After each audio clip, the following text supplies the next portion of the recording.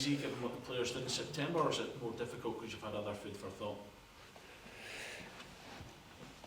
Obviously a good camp last month, 4 points for 2 tricky away games. It was... Listen, the squad's always difficult to pick because you've always got ideas about other players that are doing reasonably well that you might want to integrate into the squad, but no, this one was relatively straightforward. Looking at your goalkeepers, Craig Gordon's back in, Xander Clarke drops out. What's the thinking there, given both haven't played real? Craig Gordon hasn't played this season, but obviously Xander's not played in the last few weeks. Similar to last time when I spoke about the goalkeepers, none of the frontline goalkeepers for me really starting for their clubs. I've spoken to the people I need to speak to about Craig. They've told me that he's fully fit, he's back in training. He'll take part in a behind closed doors game today, I believe. So he's fit, he's the most experienced in terms of caps that I've got, so it just felt like the right thing to bring him back to the squad. How key is that for you, the fact that he is the most experienced, but also you have that trust in him as well, and also given what he did in the Nations League? It's obviously very important that you trust your players, and it's important that the players trust me, and I think I've got a good relationship with all my players, but Craig in particular. You said ahead of the September campaign that it wasn't too much of an issue, the fact that your goalkeepers and the squad in general weren't playing in terms of minutes, but it might change as the season goes on. Is that an issue for you still at the minute, some of the players not playing, or do you feel it's still early enough? I think with the goalkeepers it's probably still a bit of an issue, but not, I mean, it's less than 3 weeks since the last camp, so not such a big issue in the September, October, November camps. I think the issue comes between November and March, and obviously in that November to March there is a transfer window and you never know what's going to happen. So in terms of the rest of the squad, I think most of them will start to get minutes at their clubs, which is good for us and obviously good for them.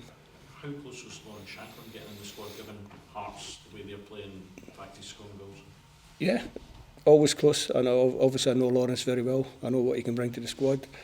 I just felt that the forward players I had in the last camp did well in the camp, did well in the games, and they've done well for their clubs in between, so I didn't see too much reason to change. Kieran Tierney was one of a couple of players who pulled out injured after being called up to the last squad. Have you had discussions with people at Celtic to just see where his situation is at the moment?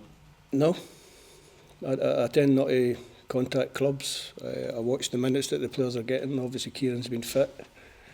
Played minutes, managed a full game against Partick Thistle in the League Cup, which is good.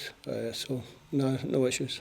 Feeling quite confident just given that he's had that 90 minutes. I think Brendan Rodgers said that'll be big for him psychologically. Do you feel that could be a big boost? No, I think for Kieran, obviously he's on a recovery process, if you like, from having suffered from a lot of long-term injuries. He's working his way back. He was part of the last squad but had to pull out with an injury that he'd picked up in the Old Firm game before the last camp. He's fit now and he's back in the squad. Physically, having that consistency of squad will be good, but mentally as well, just having a group of players who had a positive camp last time out, is that good, being able to continue that momentum into this camp? Yeah, of course. That's the key thing. We gave a lot of messages to the players last camp. They understand what they need to do to qualify for a World Cup, and the more continuity we can have through these upcoming matches, I think the better for everybody. Steve, how much is the 4 points at the 6 has given you, the team squad, a platform to build ahead of this doubleheader at Hampden?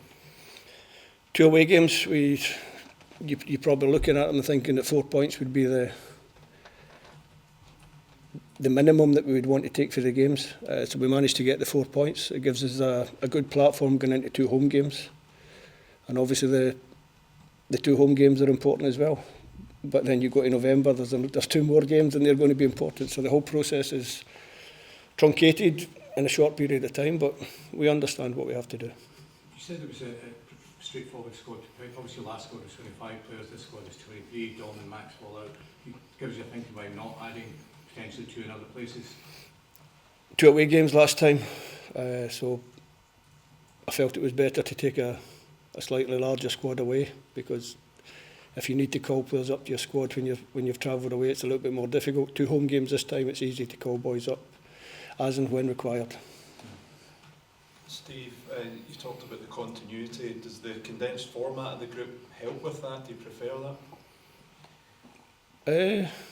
I'm not giving it too much thought, to be honest. It's I've always, continuity has been one of the key themes, I think, over my 6.5 years. I've always tried to keep a core squad together so that, as I've explained many times, that when the players come into camp, you don't have a lot of time, especially this time because it's a Thursday, Sunday camp.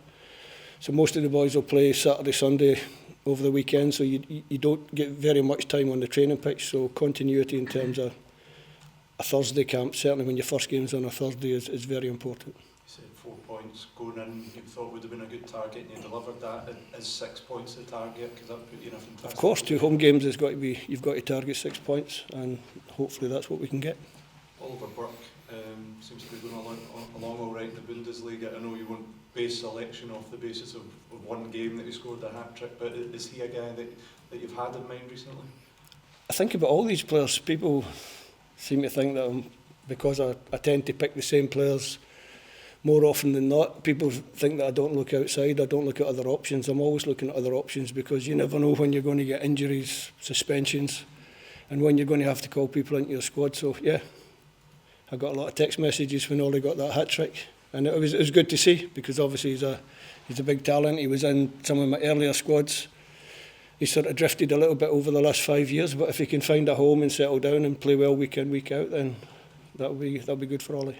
Steve, just on that, are you able to easily separate yourself from any clamour when a player like Ollie scores a hat-trick in the Bundesliga and say, oh, this guy next to me in the next squad?